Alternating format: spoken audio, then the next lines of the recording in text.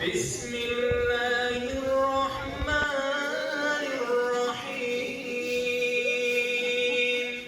پس از 2 روزی مناقشه‌های خونین در مرز میان ولایت سوخت تاجیکستان و ولایت بادکند قرقیزستان، مقامات دو کشور میگویند وضع حالا آرام است. در همین حال جسد چند ساکن جماعت چهارکوه را به خاک سپاریدند و خانواده آنها در ماتم نشستند.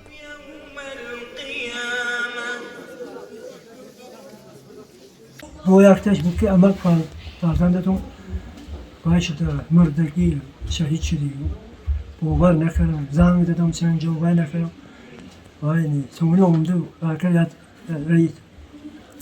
رئیسی به حالا اومده پاسپورت گرانت بوده ما باید نکنم گران میبیم.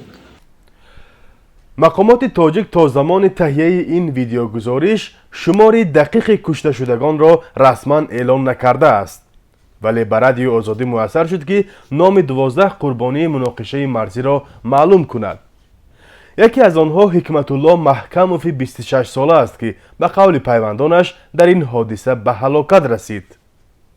طرف دست راستش به گرنمیاد که زدگی میزه که یک دستش 5 تا لیلنگ نیست. من همینجا توشش زده تیش کلگی. سونه این طرف دست راستش به یک 3-4 تا اسکاکم تیر زدگی. دیگه جوش درست بود. مناقشه در مرز تاجیکستان و قرقیزستان روز 28 اپریل در نزدیکی درغاد یا مرکز تقسیم آب شروع شده روز 29 اپریل ادامه کرد. در درگیری 2 روز اخیر از دو طرف 10 نفر زخمی و کشته شدند. چندی از ساکنان کشته شده جماعت چهارکوه را روز 3 اپریل به نزدیکانشان سپردند.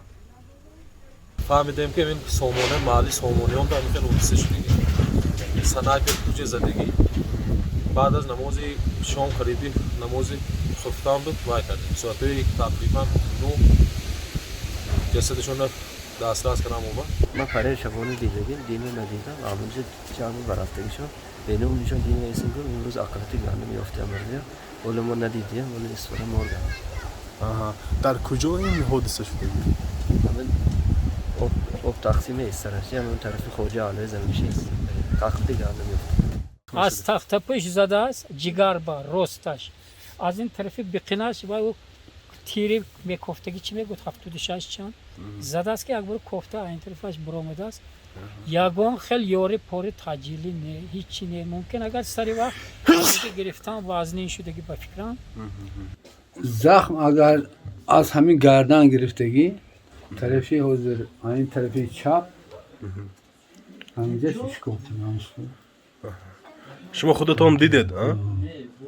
من کوفته رفتم وایبا بانی اسفره با وایبا بانی سبا بیانده نیست ماستی باز من خوننده نیست ایله بان هیچ جونه نیست تروماتولوژیانده نیست سوما گفتم همین بیانده بودیست مورگانده مورگ برفتم. هیئت‌های دو طرف به موافقه رسیدند که تمام نیرو و تکنیک حربی خود را از قلمروهای نزدیک سرحدی بیرون برده راه‌ها را می‌گشایند و حرکت بی‌ممانعت شهروندان را تامین می‌کنند. ملاقات روز 3 اپریل در منطقه آزاد بین گذرگاه گلستان و گذرگاه قزلبیل برگزار شد. هیئت‌ها را رئیسان کمیته‌های دولتی امنیت ملی تاجیکستان و قرقیزستان سیمومین یتیموف و قمچیبک تاشیف رهبری کردند. گفت و شنید جانب‌ها برای تقسیم و علامتگذاری مرز و سر نزدن مناقشه‌های نوبتی ادامه دارد. فرزان محمدی، رادیو آزادی، شهر اسفره.